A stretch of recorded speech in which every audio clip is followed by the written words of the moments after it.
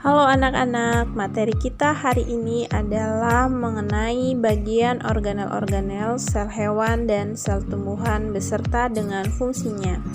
Sel hewan dan tumbuhan merupakan sel eukariotik yang artinya memiliki membran inti atau membran nukleus. Bagian sel yang pertama itu ada dinding sel. Dinding sel ini hanya dimiliki oleh sel tumbuhan saja, sedangkan sel hewan tidak memiliki dinding sel. Dinding sel berfungsi untuk melindungi organel sel yang ada di dalamnya dan memberikan bentuk sel pada sel tumbuhan. Organel selanjutnya yaitu ada membran sel atau membran plasma. Membran sel dan membran plasma ini terdapat pada sel tumbuhan maupun sel hewan yang berfungsi sebagai transportasi zat baik dari dalam sel maupun dari luar sel. Organel sel selanjutnya adalah sitoplasma atau cairan sel. Cairan sel ini mengisi antara nukleus sampai dengan membran plasma yang berfungsi sebagai tempat penyimpanan bahan kimia sel yang penting bagi metabolisme sel. Kemudian organel selanjutnya adalah ribosom, yaitu butiran halus yang tersebar di seluruh sitoplasma dan berfungsi dalam proses sintesis protein. Organel selanjutnya yaitu retikulum endoplasma halus. Retikulum endoplasma halus merupakan retikulum endoplasma yang tidak ditutupi oleh ribosom. Retikulum endoplasma halus berfungsi dalam proses sintesis lemak dan kolesterol. Organel selanjutnya yaitu retikulum endoplasma kasar, yaitu retikulum endoplasma yang ditempeli oleh ribosom. Retikulum endoplasma kasar ini berfungsi sebagai penampungan protein.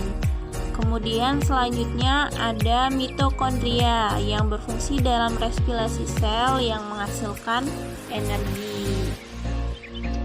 Organel sel selanjutnya yaitu badan Golgi. Badan Golgi ini berperan dalam mereaksikan protein yang ditampung dari RE kasar dan sebagai tempat sintesis polisakarida. Organel sel selanjutnya yaitu kloroplas. Kloroplas hanya terdapat pada sel tumbuhan saja, sedangkan sel hewan itu tidak memiliki kloroplas.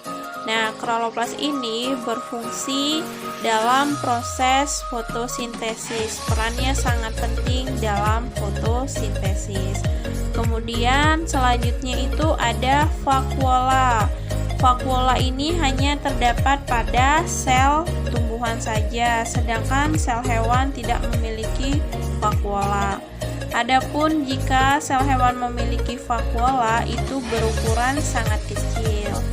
Nah, vakuola ini berperan dalam menimbun cadangan makanan, sisa metabolisme, dan minyak atsiri. Organel selanjutnya adalah sentriol. Nah, sentriol ini hanya terdapat pada sel hewan saja. Sentriol ini berperan dalam proses pembelahan sel. Kemudian ada lisosom. Lisosom ini hanya terdapat pada sel hewan saja, sedangkan sel tumbuhan itu tidak memiliki lisosom. Nah, lisosom ini mengandung enzim hidrolitik yang disebut dengan lisosim yang berfungsi dalam proses pencernaan sel. Organel sel terakhir yaitu ada inti sel. Nah, inti sel ini terdapat pada sel tumbuhan maupun sel hewan. Karena kedua sel tersebut merupakan sel hidup. Nah, fungsi dari inti sel ini adalah untuk mengatur semua kegiatan sel dan sebagai kontrol informasi genetik. Oke, kita ada cara mudah untuk mengingat perbedaan sel hewan dan sel tumbuhan.